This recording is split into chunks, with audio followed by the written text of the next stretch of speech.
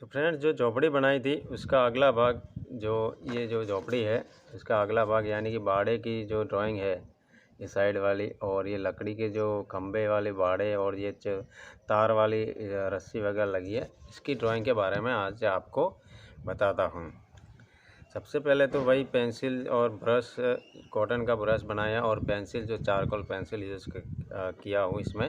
और साइड वाले हिस्से में यहाँ पर ये छोटी वाली जो पीछे वाली बाड़े की तस्वीर अपन बनाएंगे।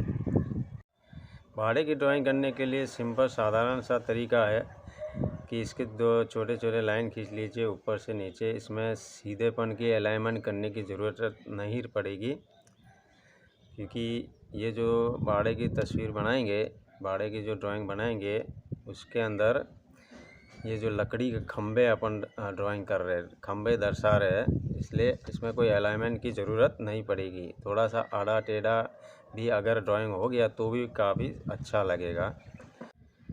जो लकड़ी के खंबे हैं उनको पेंसिल से बीच में हल्का हल्का ऐसा स्लॉट मार के, कट मार के इसको लकड़ी के रूप में दर्शाना पड़ेगा।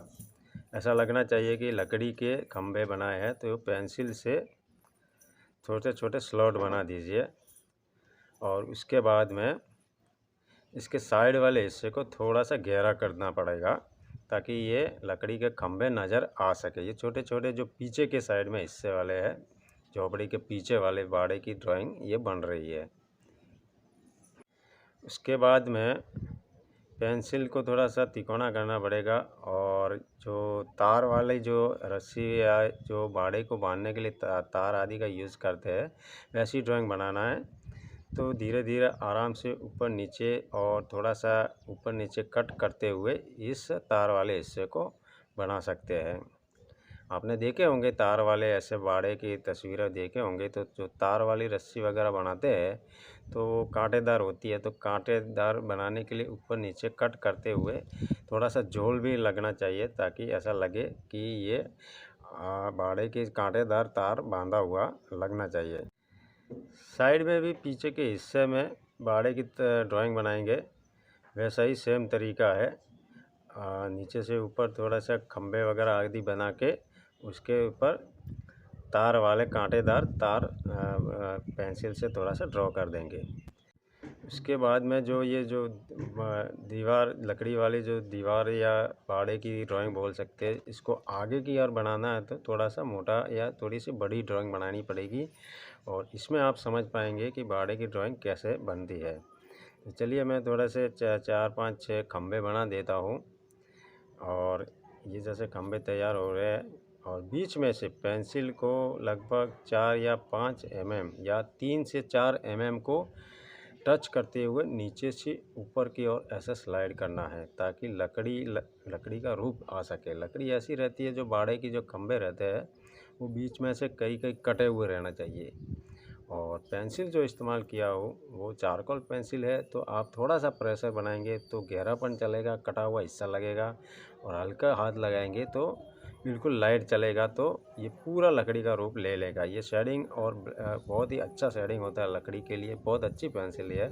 और ये तरीका यही है, आप 3 से 4 mm ऊपर से नीचे की ओर स्लाइड करते हुए इसको चला सकते हैं।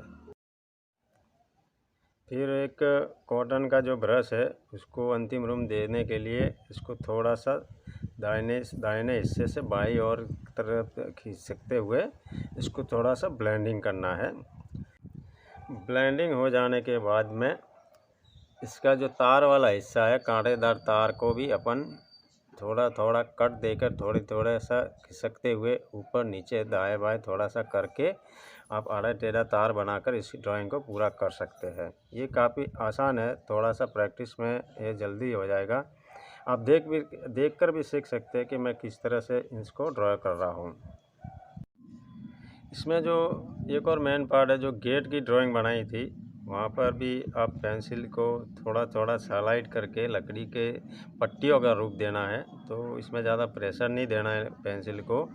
और ये इतना हो जाने के बाद में इसके ऊपर थोड़ा सा कॉटन से ब्लेंड मार देंगे तो भी ये लकड़ी की पट्टियाँ, चौकोर पट्टियों का रूप ले लेगा।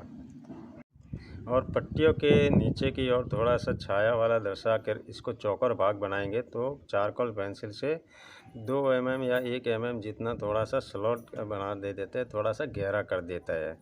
ये जो साइड वाला हिस्सा है इनको थोड़ा सा गहरा बनाएंगे तो पट्टियाँ जो लकड़ी की लगेगी चौकोर हिस्से की लगेगी और ये आकर्षक ड्राइंग बनेगी।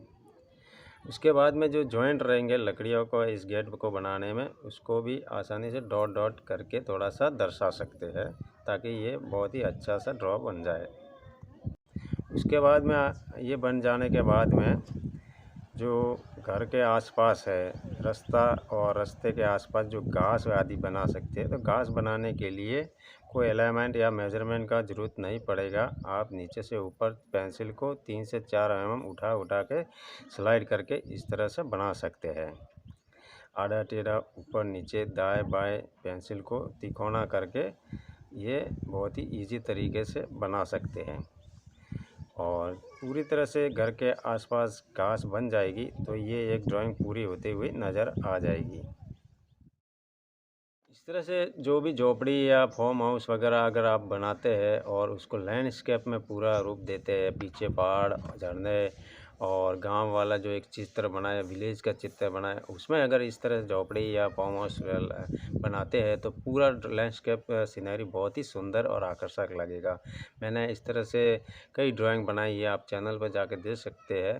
झोपड़ी या फार्म हाउस का काफ़ी महत्व रहता है किसी भी लैंडस्केप सीनरी में।